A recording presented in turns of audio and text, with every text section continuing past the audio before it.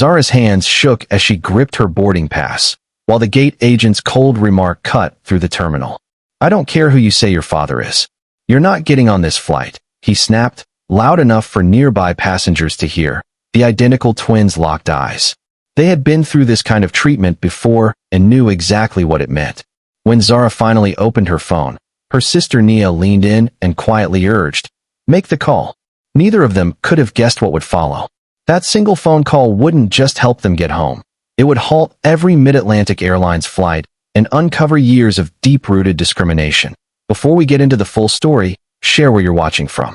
And if you believe in standing up for fairness and accountability, don't forget to like and subscribe for more stories that bring hidden truths to light. Zara and Nia Jackson waited calmly in line at Denver International Airport, trying to contain their excitement. As top students at Wellington Prep, this college tour to Boston meant far more than a simple trip. It was their first time traveling without their father, Marcus Jackson, who had always been protective and cautious. Letting them go on their own marked a big step in his trust and confidence in their independence. What the crowds moving around them didn't realize was that Marcus Jackson was no ordinary parent at all. He had recently taken over as CEO of Mid-Atlantic Airlines, a role he chose to keep quiet about. Marcus wanted to protect his family from public attention and, just as important, observe the company's true culture without employees changing their behavior because of his title. The twins were traveling with first-class tickets, not as a show of status, but for practical reasons. Their father wanted them to be comfortable and properly taken care of during the trip, nothing more. Wearing cozy hoodies, jeans, and clean but slightly worn sneakers, the girls looked like any other teens setting off on a new adventure. Their matching faces were framed by neat box braids, and their dark brown eyes showed a mix of excitement and nerves. The line at the Mid-Atlantic Airlines counter moved along smoothly until Zara and Nia stepped up. That's when everything changed. The agent, a white man whose badge read Trevor Reynolds, stared past them as if they weren't even there. Looking over their shoulders, he waved to the passenger behind them and called out, "Next." Completely dismissing the two black teenagers standing right in front of him, that a middle-aged white couple stepped around the twins, clearly assuming they weren't actually in line. Trevor welcomed them right away, his tone suddenly warm and cheerful. "Off to Chicago today? Great time of year to visit," he said as he began checking their tickets. Nia politely cleared her throat. "Excuse me, sir. We were next in line." Trevor's smile disappeared. His eyes tightened as he finally looked at them. "You'll have to wait," he replied sharply, continuing to type as he helped the couple in front of him. "But we were next," Zara said, keeping her voice steady. "We've been standing here for 15 minutes. Trevor's jaw clenched. "I'll get to you when I'm ready," he said flatly. The twins looked at each other. Sadly, this wasn't their first encounter with this kind of silent dismissal, but it hurt all the same. They stood there as Trevor dragged out the process for the couple, chatting casually about Chicago landmarks and travel tips. Every so often, he glanced toward Zara and Nia, a faint, knowing smirk creeping across his face. Even after that couple walked away, Trevor assisted 3 more white passengers first. Only then did he finally gesture toward the twins, clearly unwilling. "Tickets and ID," he said bluntly. He snapped the words without looking up. Zara calmly set their first-class boarding passes and student IDs on the counter. As Trevor scanned the tickets, his eyebrows shot up. "First class?" he said, his voice dripping with doubt. "Are you sure you're at the right counter?" The message was clear. He assumed there had been some kind of mistake. "Yes, our father bought these tickets for us," Nia replied evenly. "We're visiting colleges in Boston." Trevor lifted the boarding passes between his fingers, holding them as if they were dirty. "These don't look right," he said. "Where did you get them?" The accusation hung in the air. "Our father purchased them directly from the airline," Zara answered, her calm beginning to fade. "Is there a problem?" Zara asked. Trevor's mouth tightened into a thin line. "I need to verify these," he said. "And I'll need more identification. Student IDs aren't enough." The line behind them had started to grow, and people were beginning to watch. Nia spoke calmly. "We're 17. We don't have driver's licenses yet. When our father booked the tickets, he was told student IDs were fine for domestic flights." Trevor let out an exaggerated sigh. "Well, someone gave your father the wrong information.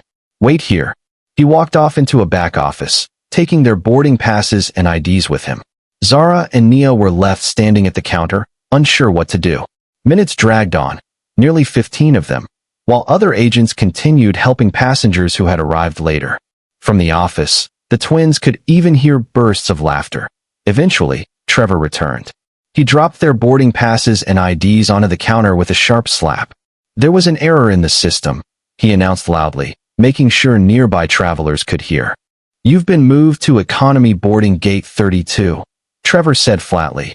Zara looked down at the boarding passes, confusion crossing her face. These aren't the seats we booked. We're supposed to be in first class. Trevor leaned closer and lowered his voice. Look, I don't know what kind of trick you two think you're pulling, but some people need to understand that first class isn't meant for everyone. You should be thankful you're even allowed on the plane. The way he stressed some people left no doubt about what he meant. Nia, quicker to react than her sister, started to speak, anger flashing in her eyes. Zara gently placed a hand on her arm, stopping her. They had learned early on how often justified anger from young black women was twisted and used against them. Our father, Zara began. Our father specifically paid for first-class tickets, Zara said firmly, keeping her tone calm. I'd like to speak with the supervisor. Trevor's expression went cold. The supervisor is busy. If you don't like your seats, deal with it at the gate. Next, he flicked his hand toward the line behind them, clearly dismissing the conversation. Embarrassed and furious, the twins gathered their changed boarding passes and stepped away from the counter. We should call Dad, Nia whispered. No, Zara replied, even though every instinct told her to reach for her phone. He has that major board meeting today. He asked us not to call unless it was an emergency. This is an emergency, Nia muttered. Zara didn't disagree, but she knew. For now, they had to wait. Their father had sacrificed too much to get where he was for them to interrupt his day over something they hoped they could fix on their own. We'll straighten it out at the gate, Zara said, trying to sound confident, even as uncertainty slipped into her voice. Let's just get through security. As they walked away, they didn't notice Trevor watching them with a self-satisfied grin.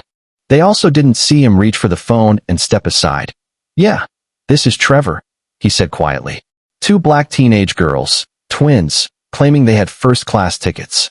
I moved them to economy, but you might want to keep an eye on them. Something feels off. He ended the call and set the phone down, convinced he had done the right thing, restoring what he believed was the proper order. The security checkpoint stretched out in front of them, packed with travelers slowly moving through TSA screening. As Zara and Nia joined the line, they continued talking quietly about fixing the ticket issue at the gate. That's when they started to notice something unsettling. One white passenger after another passed through standard screening with little delay, grabbing their bags and moving on without trouble. Then it was their turn. Randomly selected for additional screening, TSA agent Vanessa Miller announced, her slight smirk making it clear it didn't feel random at all. The twins were directed into a separate lane for extra checks. Zara stayed calm. Is this really necessary? She asked politely. We're already running late and have a flight to catch. Vanessa's face immediately hardened.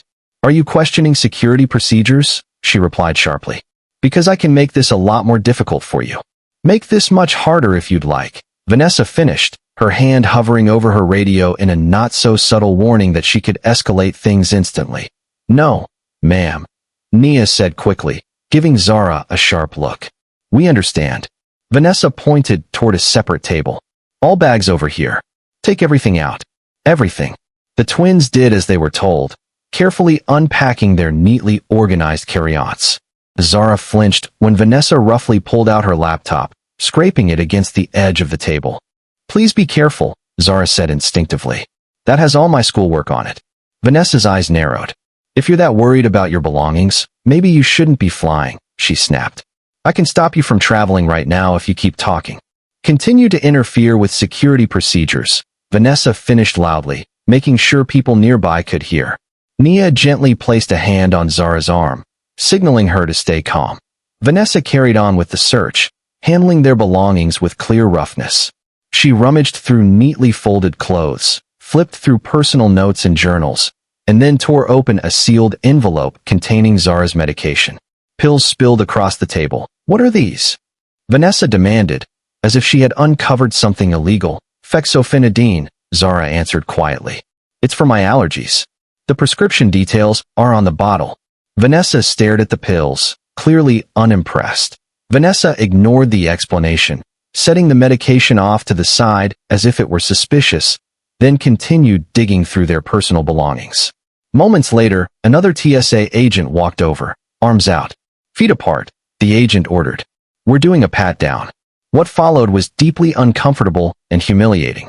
The search was rough and unnecessary, with hands lingering longer than needed and movements that made both girls tense and uneasy.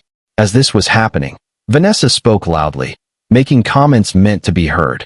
"We always have to check these complicated hairstyles," she said, glancing at their braids. "You'd be surprised what people try to hide in there." A few nearby TSA agents laughed along, as if it were a joke, while the twins stood frozen, feeling exposed, embarrassed, and powerless as travelers around them watched, sharing what felt like an inside joke.